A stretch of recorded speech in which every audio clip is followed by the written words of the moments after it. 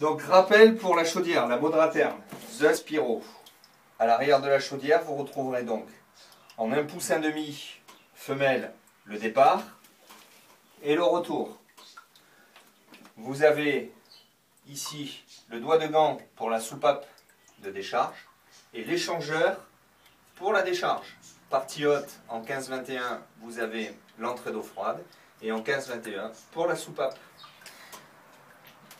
Ici, vous avez la vidange. Vous avez une petite vanne qui est fournie avec pour la vidange de la chaudière. Les fumées en diamètre 153 et l'emplacement pour le ventilateur se trouve ici.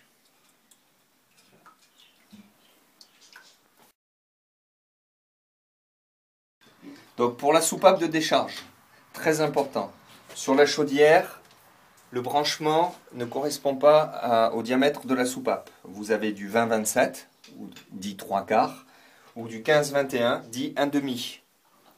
Donc il vous faut une réduction 20-27, 15-21. Pour la partie échangeur, c'est 15-21 mâle, donc il vous faut un 15-21 femelle. Et pour la partie soupape, c'est du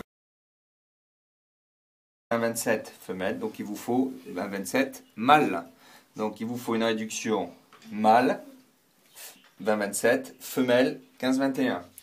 Sur la soupape, faire attention lors du montage. Vous avez un sens qui est indiqué dessus, un sens d'évacuation pour le sens de fluide à respecter, c'est très important.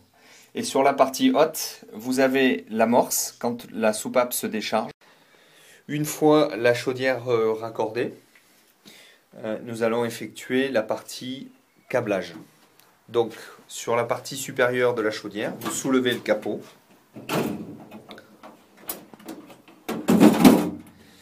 Et nous allons trouver un ensemble de câbles et de sondes. Donc ici vous avez la boîte qui sert au raccordement pour le ventilateur d'extraction de fumée. Il est prévu à cet effet un emplacement sur la chaudière pour que vous puissiez visser la boîte et la fixer. Ensuite, dans la chaudière, au niveau du bornier, vous avez déjà un bornier pré-câblé. Vous avez la sonde rouge qui est en fait la sonde de sécurité thermique de la chaudière.